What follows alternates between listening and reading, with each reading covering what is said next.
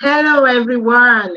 Good morning, good afternoon, good evening from wherever you're watching me from. You're welcome to day 11 of our 31 days challenge. You're welcome to day 11 of our challenge. If you're here, please let me see your thumbs up. Let me see your comments. Okay, so this is day 11. What are we talking about? About passions, about talents, about interests. Every child is unique, all right, with their own strengths, their own passions, their own abilities, all right, with their own interests. Today, we want to explore why it's important to recognize and nurture these abilities or these passions. And we want to look at some strategies, all right, on how we can uncover and celebrate what truly matters to our children. What truly matters to our children? We are all unique, we are all special. There's always that something, there's always something important about every individual.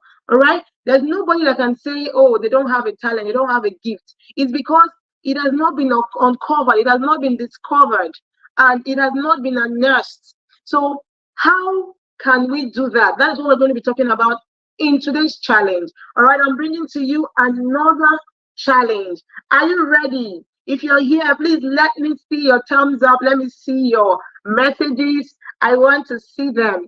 So today's challenge, what is one thing you're really good at? Or what is one thing your child is really good at that they wish others knew, or that they wish everyone knew about?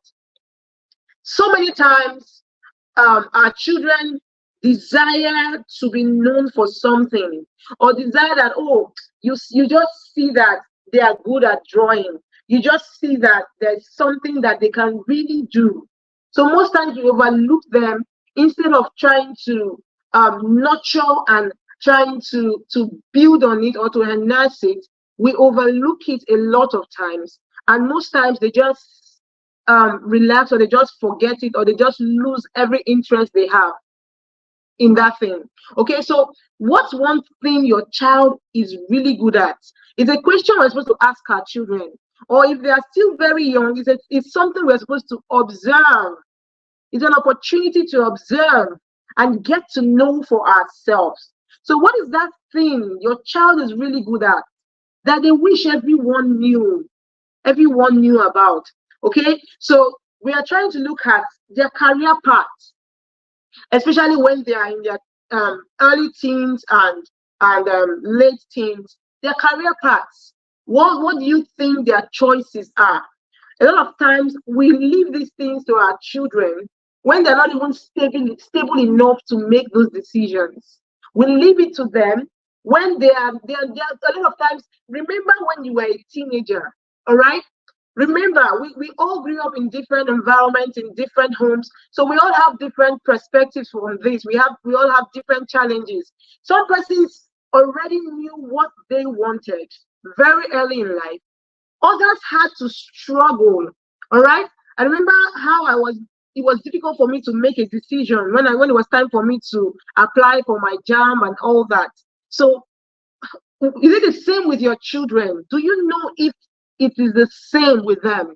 Okay, so most times teenagers require a lot of mentoring, a lot of coaching, and if we don't give that to them, they will do it on their own independently, and most times they may not get it right. Okay, so what career path do they really want? If they are very sure, and then we support them. Okay, and if they are not sure, if they're not so sure, we encourage them, or we try to find out, to identify what will really suit them and see how it works. Now, what is your child's biggest dream for the future? That's another question. That's another challenge. What is your child's biggest dream for the future? There are so many problems in the world. Which one of them will your child love to solve? Now, if you ask your child this question and they are not able to answer it, it means that we are not doing enough in trying to build that interest in things that our children will be comfortable with. It means that we have not given our children room to explore enough. Okay? Because a lot of us, the funny thing is, a lot of us, we are raised in a particular way. We say, oh, our parents, I wish. So a while ago, I was discussing with a friend. I said, oh, I wish I grew up at least learning how to network, learning how to collaborate, learning how to market and all that.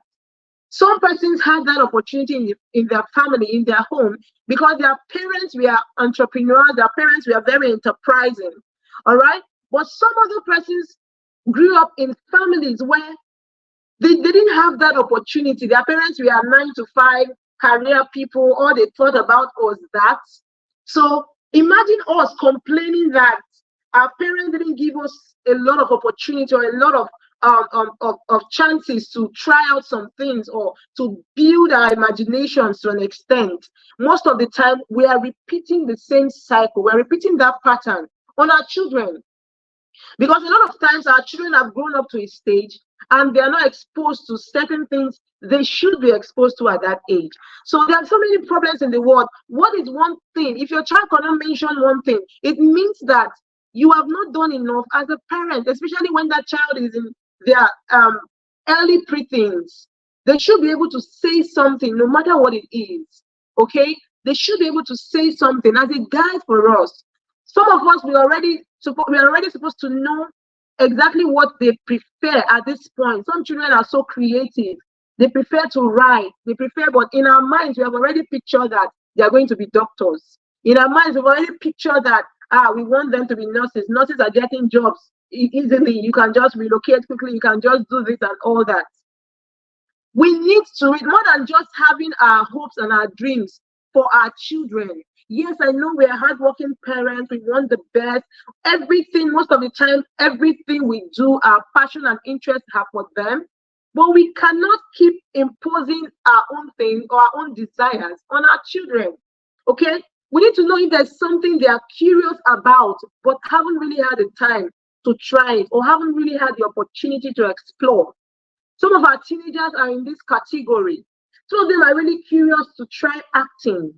Some of them are really curious to start a business, to do something. But in our minds as parents, we've already set it in a way, like we've stereotyped it in a certain way that my child will not do this, my child will not do that. We've already set out that we want to see our children become doctors, lawyers, and all that. All right? This is the 21st century. We have people going into tech and doing very well, excellently well. We have people going into different fields, different areas of life, different aspects, and they are doing well. So it is not a time to be stereotyped and start thinking that it has to be a certain way. Okay? So why do we need to identify and celebrate these strengths in our children? Why do we need to identify it? We need to identify their strengths to boost their self-esteem. To boost their self-esteem. A lot of our children just feel like there is just nothing extra to them. They just feel like they see children doing things out there, children going on to the other day I was showing my child videos of his mates or even people younger than him having TED Talks. All right? A lot of times they see these things and they just wish, I can't do this one. I can't do this one. I can't do that. What exactly can I even do? What is it about me? All right? They don't even understand that they are also so special and there's something that has to be. There's something about them. All right? And most times, if we don't help them see these things about them, they will not even know. Most of the times, remember when you were younger, remember how confused you were. Except for those that had very, very conspicuous talents like singing, that everybody just knows, oh, okay, this person is good at singing. And then everybody goes around helping the person. This person is good at acting. Everybody tries to, oh, come and see how you can act here. Come and see how you can sing here. What about all those little things that our children do? Like drawing. Have you tried to enhance it? Like playing soccer. Have you tried to enhance it? Okay? So this is what we're talking about. You need to recognize it to help boost their self-esteem. All right? They need to gain some sense of accomplishment. They need to be motivated to pursue their interests. And how do they do it? Most times It's by your help. Some of our teenagers are so talented. They are so, I don't know how to explain it. All right? See them singing and doing so well. But we don't know that at that point we should be able to harness it, give them managers, help them, train them, build them up to develop on that skill. But most of the time we see it as, oh, I don't want you to get distracted with this, you're singing. I don't want you to do this. We don't know that the world is moving really fast. It's not the way we have thought about it before. It's no longer that way. It's no longer that way. Okay? It's important that we stay informed so that we can also help them. It's important that we know what they really want so that we can encourage resilience in them. Okay? We can encourage resilience in them. Okay, just this morning, I posted a video of three parents and their three children. So the parents were talking about, they asked them what they really wanted while they were growing up and what they finally ended up doing. Okay, from the video, we could see that the parents wanted different things entirely, but they ended up doing different things entirely because their own parents wanted that for them. That is exactly what I mentioned earlier. Okay.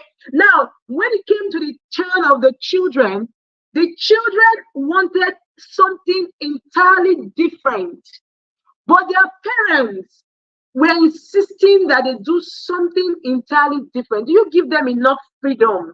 Do you give your children and teenagers enough freedom to make their choices? Now, when it comes to making choices, I'm not just talking about career. I'm not just talking about teenagers trying to make choices when they want to go to the university or to college. Okay, I'm talking about even the little ones. Sometimes in primary schools, they have clubs, they have that. We just tell ourselves, okay, you can't join this. We feel that is not good enough for them. So we choose the one we want for them. Okay, so we try to impose our own desire on them. Now, these three children, one of them wanted to study computer science. One of them wanted to study graphic design, rather. But their parents, his father wanted him to do computer science. Now, one of them wanted to be an interior decorator, but her mom wanted her to be a translator because she felt she could speak three languages. So it's good for her to build on it. All right. But she really wanted to be an interior decorator. All right. One of them wanted to be a journalist, but her mother wanted her to be an accountant. In what way have you tried to impose your own desire on your child? Children also learn to balance different aspects of their life when we are able to identify and celebrate what is special about them. I've seen teenagers balance their music career, balance their academics, balance different areas of their life. If they love sports, they try to build on it. If they love musical instruments, they try to build on it. It is possible if we help them. It is possible.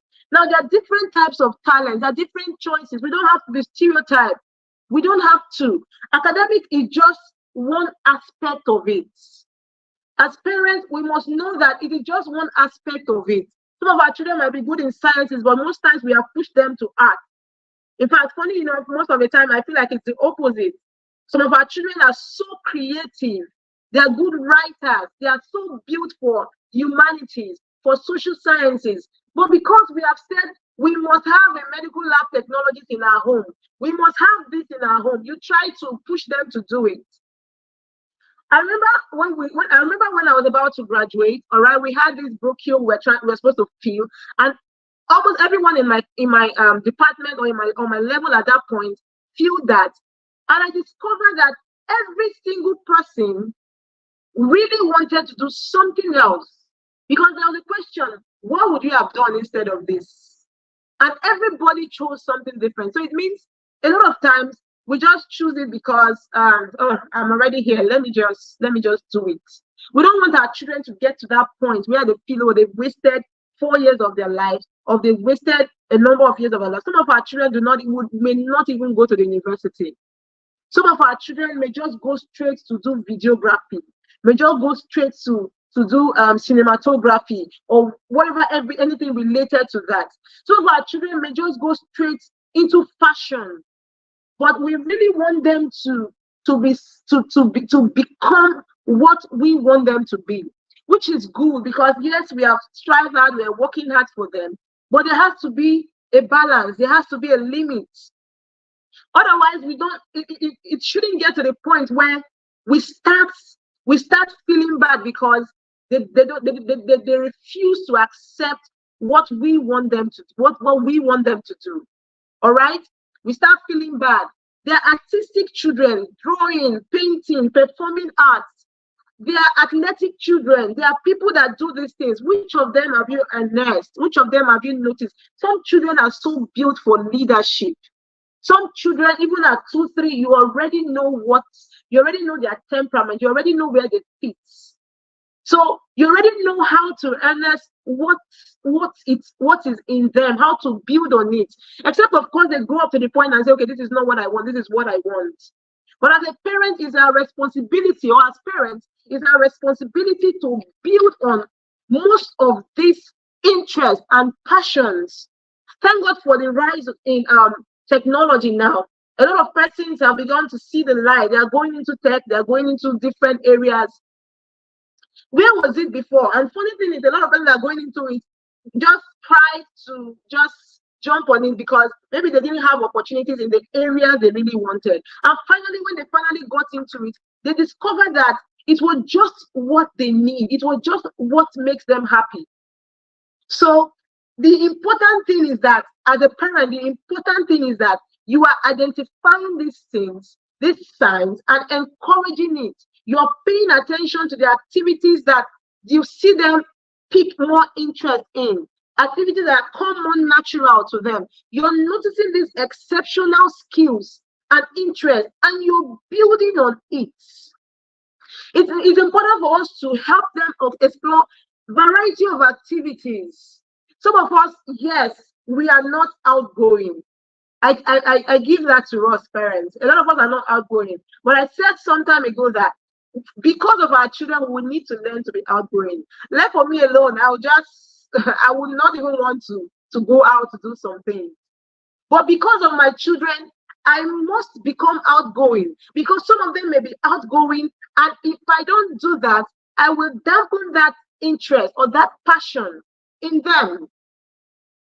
So we need to explore a variety of activities for them. When we see them trying to do things, trying to be creative, we can put them in creative writing clubs. We can help them join different activities, try new hobbies. Because of them, we may also try those hobbies to see if they will like it. All right? We help your children attend workshops, online programs. Some of these things help to nurture the children. All right, I run an inner circle for children and teenagers, and I know how many times we talk about some of these things or other different topics. And imagine your children hearing some of these things every other day. It helps build them. And most importantly, we need to be role models for them. Share your stories. If you had struggles with choosing a career path, if you had struggles with interest as a child, it's good to share it. Sharing your story is not only about sharing the positive ones. Share the negative stories with them. Let them learn from your experiences. I always say that experience is the best teacher, right? But I don't think experience is always the best teacher. I would rather learn from the experiences of others and do better in that area. Except, of course, I just find myself experiencing it. So the most important thing is that you become the role model for them, for helping them see that challenges are inevitable. And finally, we need to encourage resilience, because it's easy to just give up when we are trying to learn musical instruments and we're not getting it. We know how we feel. So imagine how our children feel when even some of our children are built for academics. All right. So when they start facing challenges in academics, how do they cope? They have to be resilient. And it is you, the parent, that will help build it. Let them understand that failure is an opportunity to learn. Setback is an opportunity to learn. So I'm hoping and I'm glad that I was able to share this with us parents today so that we can begin to identify these things in our children. So, what are your children's passions? What are their passions? What are their interests? What do they really want out of their life? What problem do they really want to solve? Thank you so much for joining the challenge today. This is day 11. I hope to see you again tomorrow as we talk about another important thing and take on another challenge. Thank you so much. Bye, everyone.